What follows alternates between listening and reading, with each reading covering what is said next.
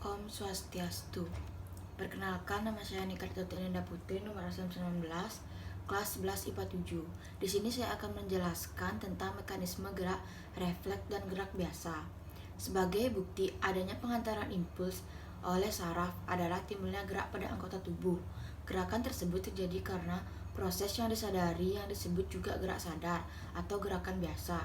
Sedangkan gerak yang tidak disadari disebut gerak refleks. Nah, di sini ada gerak biasa atau sadar, yaitu gerak yang terjadi melalui serangkaian alur impuls. Alur impuls tersebut dimulai dari reseptor sebagai penerima rangsangan, lalu ke saraf sensorik sebagai pengantar impuls, kemudian dibawa ke saraf pusat yaitu untuk diolah. Akhirnya muncul tangkapan yang akan disampaikan ke saraf motorik menuju ke efektor dalam bentuk gerak yang disadari. Contoh gerakan sadar antara lain seperti ini. Berikut adalah gerak refleks. Gerakan yang tidak disadari atau gerak refleks merupakan suatu reaksi yang bersifat otomatis atau tanpa disadari impuls saraf pada gerak refleks melalui alur impuls pendek.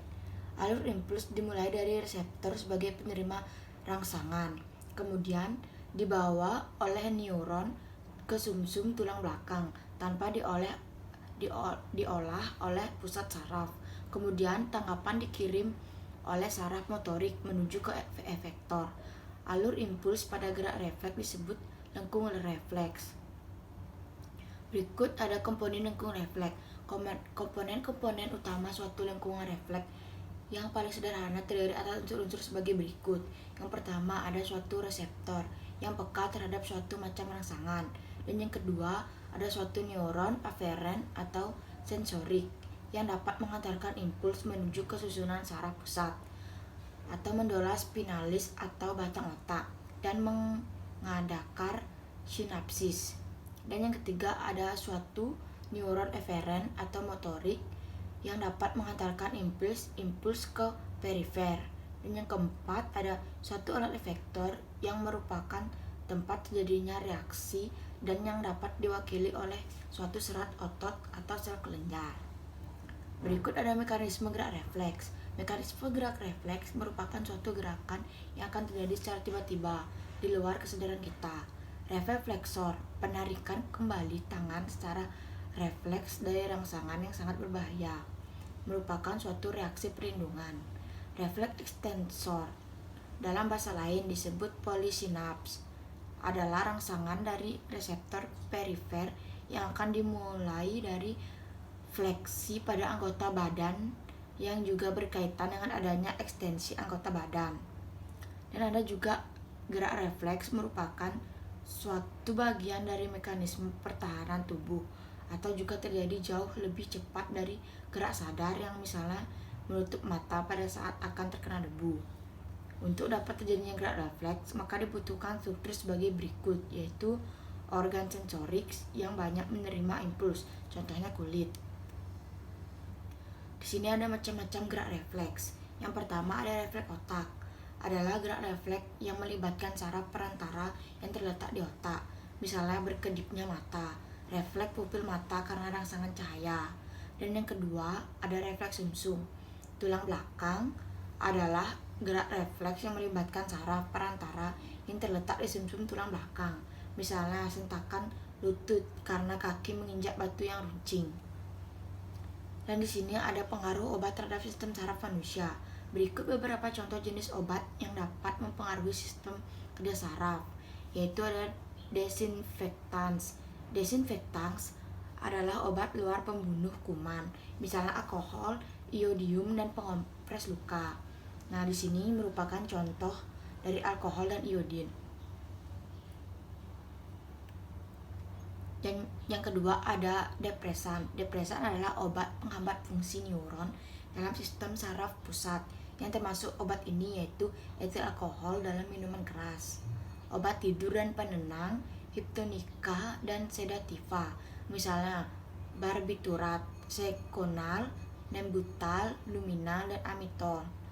Dan barbiturat atau doriden, placidi, noludar, dan metaqualon, serta turunan diazepam atau Valium, atau nitrazepam dan flunitrazepam. Minor truquelises. Nah, di sini merupakan contoh dari alkohol biasa dan obat tidur. Dan ketiga ada stimulan. Stimulan termasuk jenis obat yang dapat menstimulasi sistem saraf simpatetik, misalnya metamfetamin, amfetamin, caffeine, dexedrine, Ritalin, metilfenid, dan penmetrasin. Dan yang keempat ada halusinogen. Halusinogen termasuk jenis obat untuk menambah keyakinan diri yang bersifat sementara. Contohnya lysergic acid, diethylamide atau LSD, atropine, scopolamine, tetrahydrocannabinol, dan phencyclidine. Dan yang kelima ada narkotika. Narkotika termasuk jenis obat yang dapat menurunkan transmisi saraf pada lintasan sensorik dari sumsum tulang belakang dan otak, yang memberi isyarat rasa nyeri dan menghambat neuron dalam sumsum lanjutan atau medula oblongata. Contohnya morfin, kodein, heroin, metadon, dan nalin. Dan ada nikotin, merupakan zat adiktif. Nikotin yang bisa kita kenal merupakan zat yang terkandung dalam rokok. Penghisap rokok sulit melepaskan diri dari kebiasaan tersebut, meskipun sudah mengetahui efek buruk yang ditimbulkannya. Ini terjadi karena nikotin memberikan efek penenang pada sistem saraf pusat. Orang yang berhenti merokok akan merasa gugup, mengantuk, cemas, pusing, sakit kepala, letih, ketidakteraturan gerakan lambung, berkeringat, dan kejang-kejang.